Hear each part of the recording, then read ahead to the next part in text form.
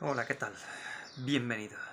Bienvenidos a un nuevo capítulo de Agente Bonapartista, que soy el Menda Lerenda, un servidor. Para hablar del cese al fuego, de la tregua pactada o acordada entre Israel e Irán, con Estados Unidos interesado en ella. Y esto es un punto muy importante. ¿Por qué Estados Unidos no ha seguido atacando a Irán? Incluso tras recibir un ataque sobre una base nuclear, aunque un ataque tibio, un ataque fallido, ningún misil ha dado, y un ataque además que se había avisado a Estados Unidos de que se iba a producir para que retirara a tiempo los efectivos y todo aquello que tuviera un cierto interés y no se produciese ninguna baja civil o incluso de soldados, que no muriese nadie. ¿Por qué? Porque en el ataque estadounidense a Irán tampoco murió nadie, si bien fue un ataque hecho a hacer daño, a tratar de causar el máximo daño posible en sus instalaciones nucleares clave. Entonces, esto es fundamental, esto es una agresión intolerable, inadmisible, es un crimen desde el punto de vista del derecho internacional. No puedes atacar de esa manera instalaciones nucleares de un país con el que no estás en guerra, que no te ha atacado, como ha hecho Estados Unidos, e irte de rositas. Ha sido un contraataque, el de Irán, a la base estadounidense, totalmente simbólico, sin embargo, como para decir, si tú me atacas, yo te respondo. ¿Vale? Ese ataque, por supuesto, de Estados Unidos provocó daños en al menos 2 de las 3 centrales nucleares bombardeadas. No en la más tocha, la de Fordow. Al menos eso es lo que parece. Lo que se dice, al menos por parte de las autoridades iraníes, es que no ha llegado muy profundo y no ha dañado la estructura interna de túneles y las instalaciones que ya había. También es verdad que se ha detectado en los últimos días, incluso hace ya semanas, movimientos de camiones desde Fordow sacando presumiblemente material nuclear, radiactivo, etcétera. Uranio, todo lo que tuviera un valor, un interés. Porque se sabía que tarde o temprano aquello se iba a querer bombardear. Bien, analicemos lo que significa y lo que supone este alto al fuego, esta tregua.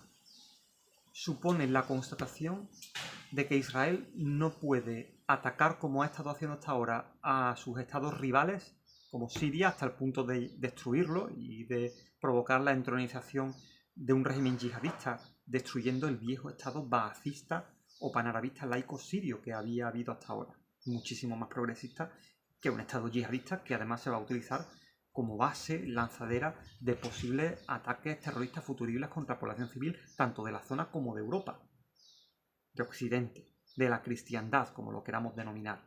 Es decir, esto nos va a pasar factura a nosotros. Y esto es a lo que se dedica Israel en la zona, a desestabilizar regímenes rivales, regímenes que le tosen, que no le bailan el agua, que le plantean alguna clase de oposición. ¿Qué pretendía con este ataque, con esta guerra iniciada por Israel? ¿Qué pretendía Israel? ¿Qué pretendía el régimen sionista? Atacando a Irán. No perder el monopolio nuclear en la zona. Israel quiere a toda costa mantener, salvaguardar el monopolio nuclear, al menos para con aquellos países rivales. Quedaría excluido de esta ecuación Pakistán, porque ya tiene la bomba nuclear de antes. Quitando esto, si apuntamos más hacia cerca, es aplicable esta premisa. Israel no quiere perder el monopolio nuclear, está dispuesto a destruir y a atacar con uñas y dientes por no perderlo. Y más frente a una potencia regional rival y que le pueda hacer sombra y que está en desarrollo, está desarrollándose, creciendo militarmente, nuclearmente, energéticamente, desarrollísticamente, industrialmente, etc. Israel no quiere rivales y no quiere oposición, no quiere compartir su hegemonía. Es un estado anómalo, extraño a la región, que nunca ha existido en la zona, que no es de población autóctona, no es un estado autóctono. Es un estado creado para ser hegemónico y parapetado por Estados Unidos para que les sirva de base militar superpoblada. Entonces, este cese al fuego, tras una dura respuesta por parte de Irán, que ha tenido varios días en jaque a Israel, con la población civil de Israel aterrorizada, con destrozos abundantísimos tanto en instalaciones militares, instalaciones gubernamentales, una planta de armas bioquímicas, armas biológicas, algo que está prohibidísimo, que es criminal el solo hecho de desarrollarlo y de investigarlo. También se lo destruyó Irán.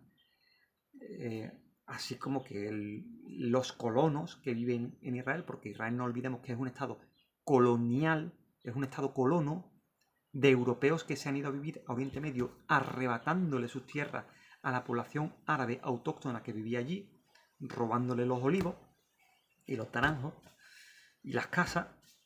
Estos robacasas, es un estado de robacasas, de robaolivos, de colonos europeos, como si los cruzados que lo hicieron en la Edad Media, ¿no? Se fueron de Europa a Tierra Santa, a Oriente Próximo, invadieron aquello y establecieron un estado europeo, si bien la mayor parte de la población era cristiana autóctona, que emigró de otras partes allí. Parecía a lo que es Israel en cierto modo, pero quizás no tan descarado, no tan europeo. Era menos europeo el estado cruzado que lo que hoy día es Israel.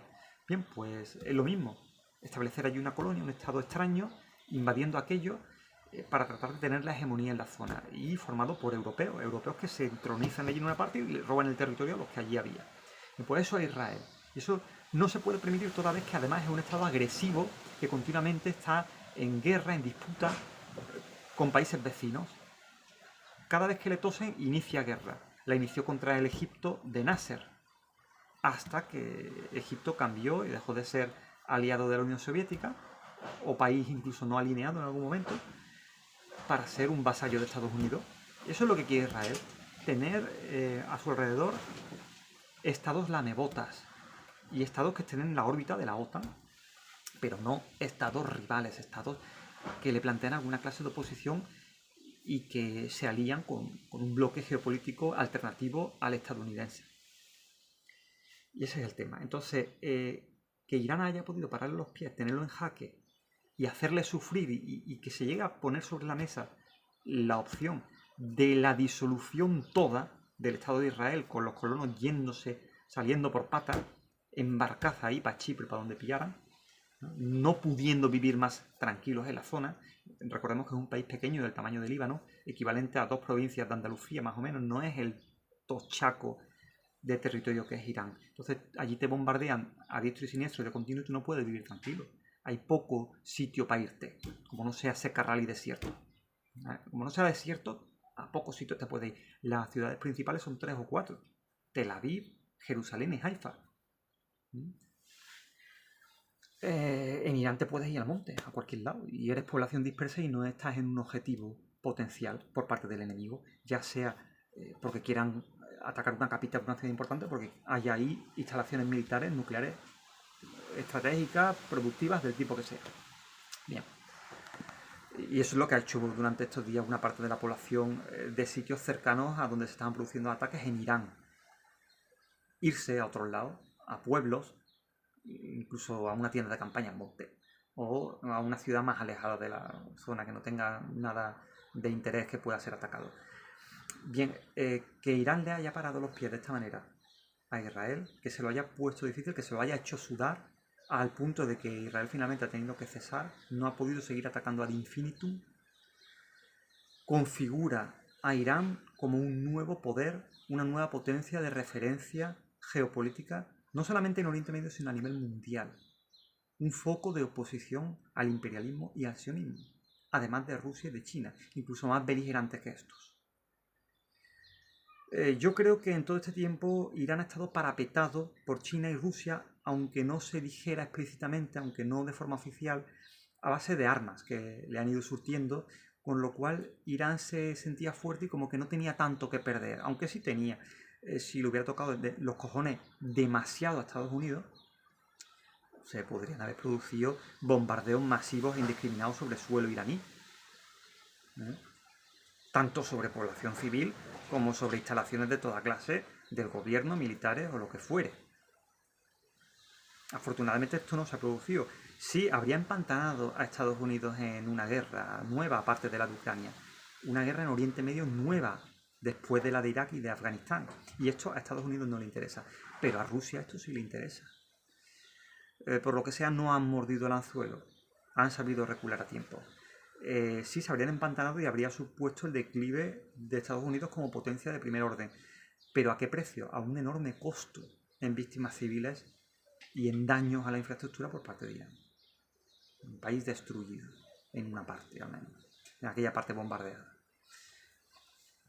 Irán de momento se ha librado de esto y ha conseguido hacerse fuerte y demostrar su fuerza y hacerse valer, hacerse respetar, disuadir de futuros ataques que se hubieran podido producir sobre su territorio por parte del envalentonado Israel, que se siente fuerte porque es la niña mimada, la niña de los ojos de Estados Unidos. Le consiente todo, le ríe la gracia y le vale el agua y le da toda clase de armas.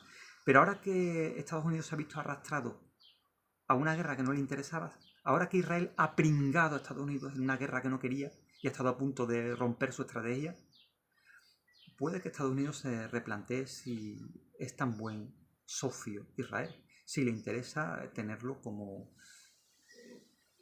base militar superpoblada, como socio preferente en la zona, al que se le riento la gracia.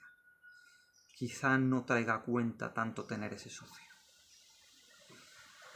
Vamos a ver qué pasa en los últimos días y sobre todo vamos a estar atentos y cautos a si se mantiene el alto el fuego y si no lo rompe de nuevo el propio Israel. Es un estado muy beligerante, poco dado, poco dispuesto a coexistir y a convivir en la zona, sobre todo para con aquellas potencias que puedan cuestionar su hegemonía o repartírsela. Es un estado creado para ser hegemónico, un estado creado para tener subyugada una región estratégica y rica en petróleo como es Oriente Medio. Eso ha sido todo en este capítulo de Agente Bonapartista. Yo soy Rod Mérida, más conocido como Agente Bonapartista, como ya he dicho. Sin otro particular,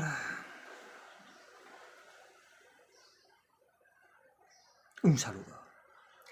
Bonapartistas. Dad a me gusta, compartid el vídeo y suscribíos al canal. Y dejad vuestro comentario sobre cómo creéis que discurrirán los acontecimientos en un futuro inmediato. Hasta más ver.